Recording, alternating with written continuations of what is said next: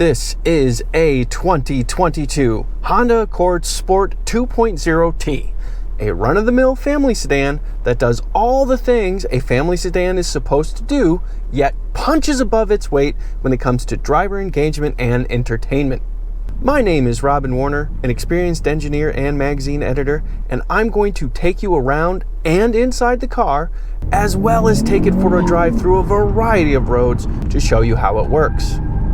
The Sport 2.0T is the second highest trim of non-hybrid Accords you can buy for 2022, which means you get 19-inch wheels, wireless smartphone charger, and plenty of scoot.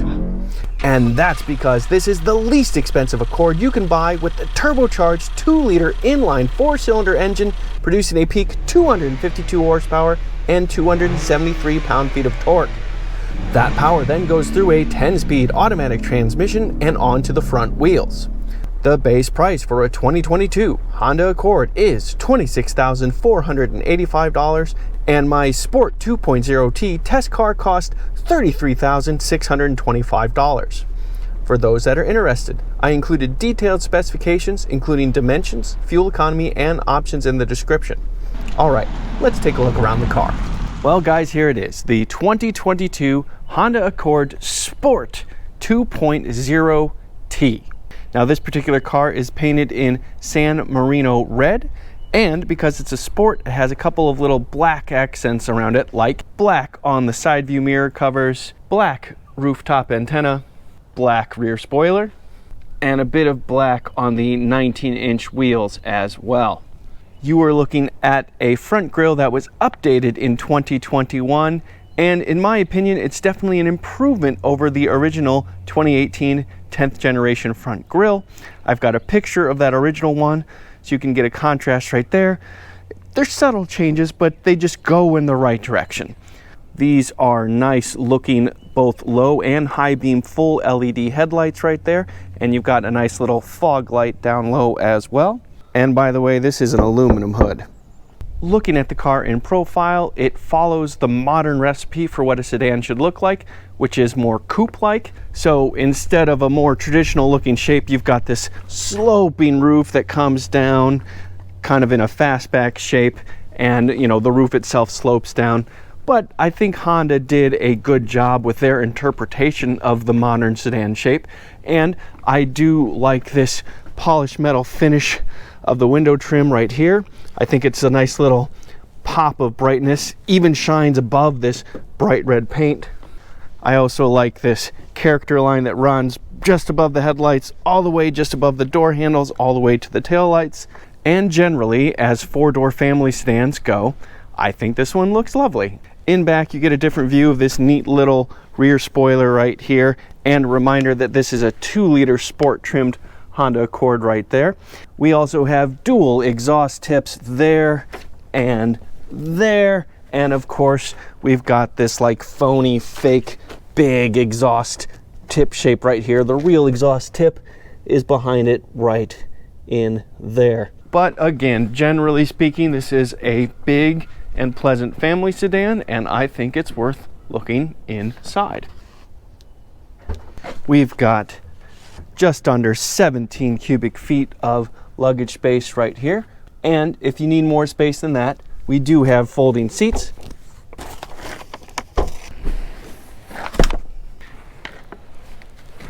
And now we have more than 17 cubic feet of storage space. This being a family sedan, we have plenty of space, lots of leg room, and all those things. I've got a less than 90-degree bend in my knees, and as you can see, plenty of knee room. I am 5'11" or 181 centimeters tall, and I have the front seat set to a position that's comfortably up front, and the passenger seat isn't much different than that. And I actually have, despite the sloping roof, decent amount of headroom as well. You do have a couple of charge ports, USB there and there, and if you do not have 3 passengers back here, ta-da! Armrest and cup holders. Lovely, lovely. All right, let's take a look up front. But before I go in, because I can, might as well start the car.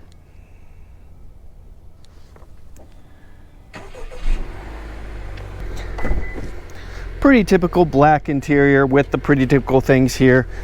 Power windows, power lock, side view mirror adjustment. Here's a trunk release right here. There's no seat memory to speak of, but that's all right. I do like this little like faux carbon fiber trim piece you get right here. That's a nice little touch. The seat does have your typical fore, aft, and seat back adjustments here, and you do have lumbar adjustment as well. This is a tilt and telescoping steering wheel. It is manual. The handle is right there. This is where you can turn off some of the driver assist stuff and stability control.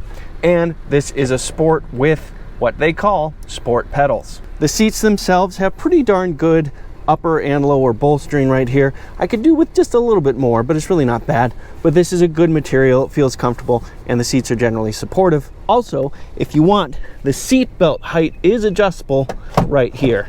You are looking at mostly a screen here, but that is a real gauge right here. This is all digital. Now there is the disadvantage that I of course would prefer to have real gauges on both sides, but there is one advantage, and that is this screen right here being fully digital gives Honda the ability to give you a bunch of options of what to look at. So if you press this home button right here, all of a sudden you have this big long list of things you can toggle through of what you can look at instead of the tachometer, driver attention, rear seat belts, maintenance, safety support, warnings, all that kind of stuff. This kind of stuff up here. I did on occasion look at speed and time. I did on occasion look at range and fuel, but mainly I just prefer to look at the tachometer. The steering wheel itself also has lots of buttons on it. This is the home button for that screen, and then you toggle up in here, and then you also have adjustments for media right there, your back button, phone options, all that. This is cruise control adjustment. Yes, it is adaptive cruise control. Oh, and of course the steering wheel also has paddle shifters, up shift here, down shift here. Over here we do get an 8-inch center console touchscreen. This is now standard across the board. It used to only be on the higher trim levels. You do also get Apple CarPlay and Android Auto, and on EXL trims and up, it is wireless Apple CarPlay and Android Auto. It is standard across the board, but it is wired on the lower trims.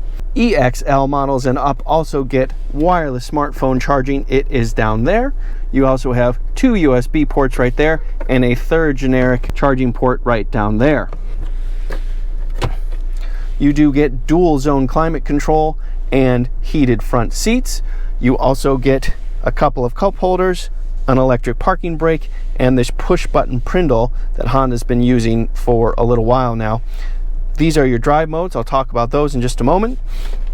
Down here you do get nice center console storage right there. There is another charge port right down there, and this little thing is removable.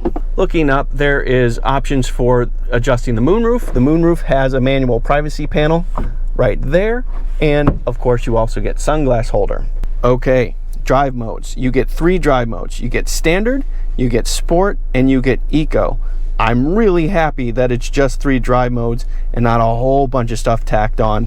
This is all powertrain stuff, so eco slows down the throttle map and generally keeps you in a higher gear, and sport speeds up the throttle map and generally keeps you in a lower gear. We'll go over that just a little bit more on the drive. And hey, going on a drive sounds like a great idea, so let's go.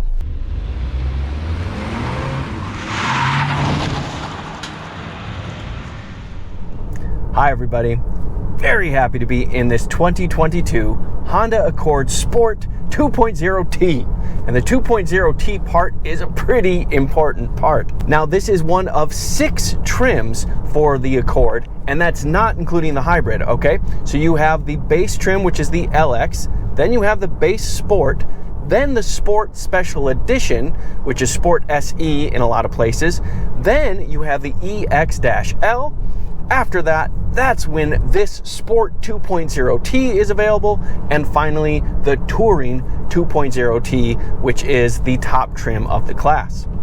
The EX-L trim is the top trim that has the smaller 1.5 liter turbocharged engine instead of this 2 liter. By the way, there are also 4 hybrid trims as well. The base trim, just called hybrid, then hybrid Sport, hybrid EXL, and hybrid Touring. And I actually reviewed a hybrid Touring last year, and I've got a link to it up there if you want to check that out. Very nice car. So all in all, there are 10 different trims of Honda Accord if you consider all of them. That's quite a big array of things to choose from, considering that you've got 3 different powertrains and all of them are front engine, front wheel drive models. And as I already mentioned at the top, this was updated in 2021. It got a mid-cycle refresh, so not much has changed for the 2022 model year. That said, Honda did make one change, which is ditching the EX hybrid model and replacing it with that sport model that I mentioned before. So if you want an EX in the name of your hybrid, you have to add a -L to it. So I said 3 powertrains, right? Well, this is the top of the 3 powertrains if you're thinking about power, and that's because this makes considerably more than the base engine, that 1.5 liter turbo engine, which makes 192 horsepower and 192 pound-feet of torque. And it makes more than the hybrid model as well, which has a combined system horsepower of 212 and 232 pound-feet of torque. However, of course, the hybrid and the 1.5 liter do better with fuel economy. So what does that mean? That means, as I said at the top, 252 horsepower and 273 pound-feet of torque, and that torque is available between 1,500 and 4,000 RPM. So a real nice, broad, mid-range power to work from. And because you get a 10-speed automatic transmission, you're pretty much at the torque peak or the power peak all the time. And what's special about this 2-liter turbocharged engine is it made its debut in the 2017 Honda Civic Type R. And in that car, it makes over 300 horsepower, 306 horsepower, and is just generally mega. For the Honda Accord, obviously it was detuned a little bit, but they also kind of broadened the mid-range power a bit, and it's frankly just a sweetheart of a motor to have in this car. Now, to be totally honest, I've driven 1.5 liter versions of the Honda Accord, and the 192 horsepower and pound-feet of torque is totally adequate, but I definitely prefer the added power I get here, as well as switching from a continuously variable transmission to this 10-speed automatic. That is a noticeable improvement. And in fact, with that bigger engine, weight to power in this Honda Accord is 13.4 to 1, which is pretty darn good. For a family sedan, that's a healthy number. And it makes for pretty darn good acceleration. And hey, why don't I show you? All right, time for a quick acceleration test. See what this 2.0T can do. 252 horsepower, 273 pound-feet of torque, 10-speed automatic transmission, complete stop, good bit of brake torque, about 2,000 RPM, off brake.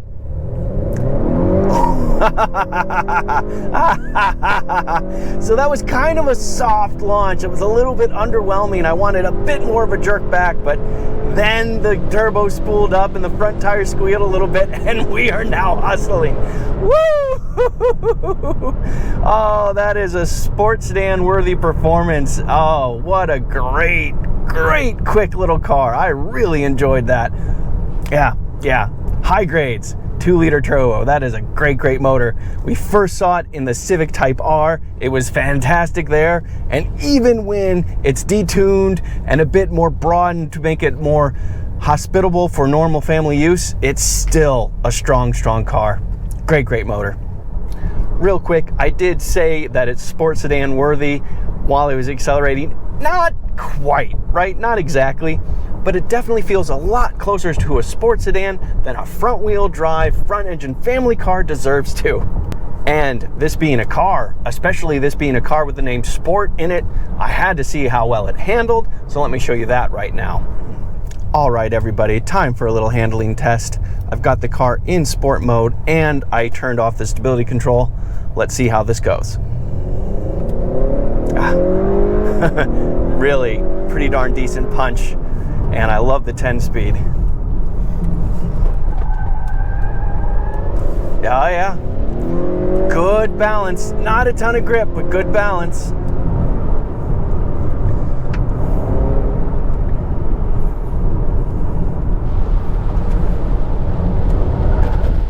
Yeah. Good body control.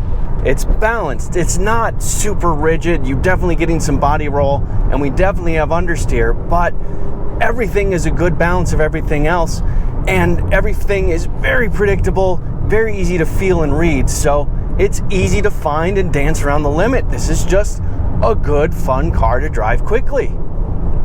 Definitely worthy of a trip going the other direction.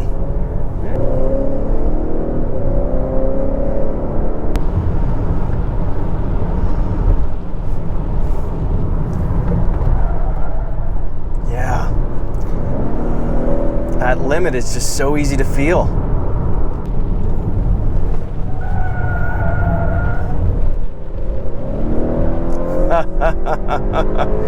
Oh man, great car. So obviously we had a lot of understeer. We've got a lot of weight on the front axle of this thing. More than 61% of the weight is on the front axle. And yet, this chassis feels nimble and alive. Front end response is darn decent considering that weight. And the whole chassis is just very manageable. You've got a good balance between ride and handling. So we do get some body roll, but never feels underdamped or undersprung or anything along those lines. And it's just, the limit is just so easy to find and play around. So that is the key element. It's not how quickly you can go through the corner, how many G's you pull, but how easy is it to feel that and how enjoyable is it to get there and play around. And here, it's right up there. This is an adult size family play toy is what this thing is.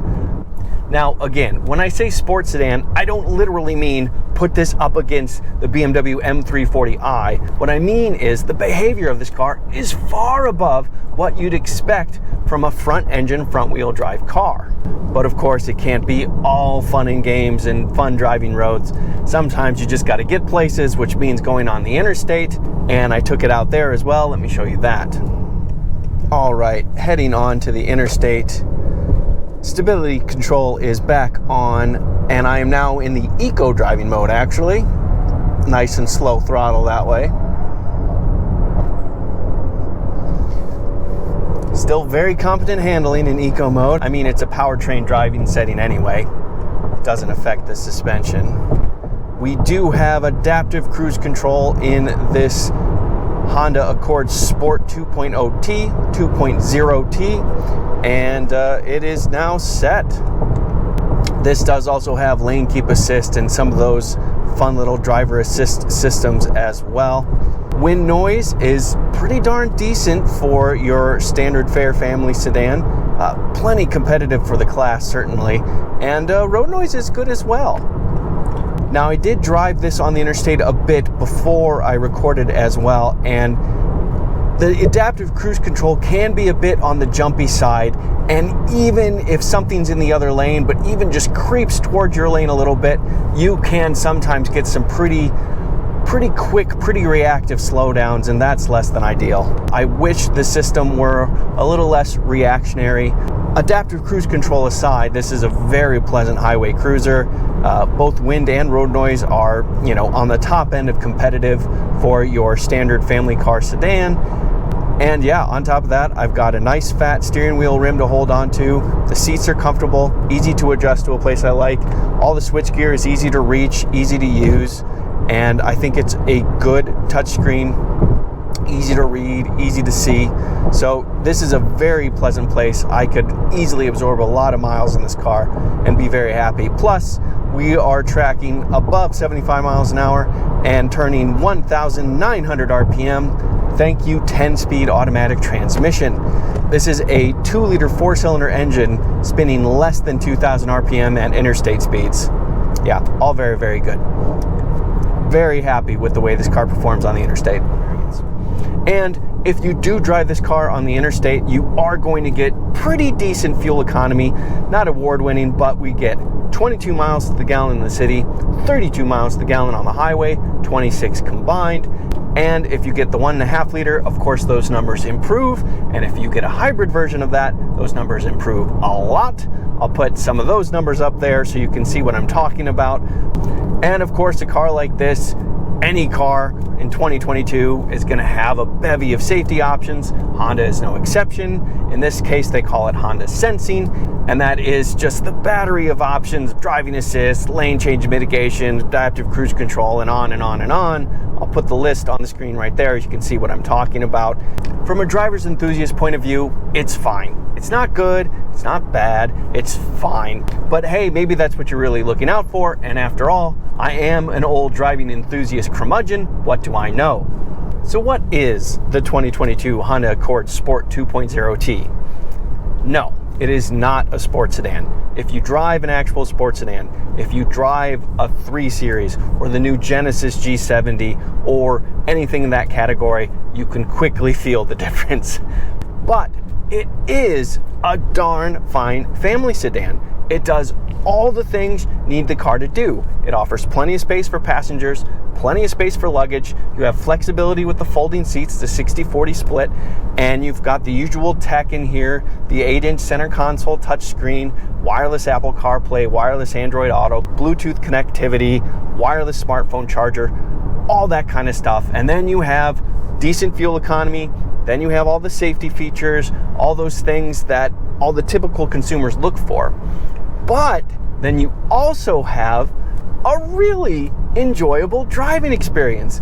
Even the everyday driving is just a little bit better because you have some engagement with this car. It's lively, it's responsive, it does the things you ask it to do. So if you find yourself on a twisty patch of pavement, you can actually enjoy yourself a little bit, and you can have consistent, confident responses to your inputs. And these tires even offer pretty decent grip considering everything.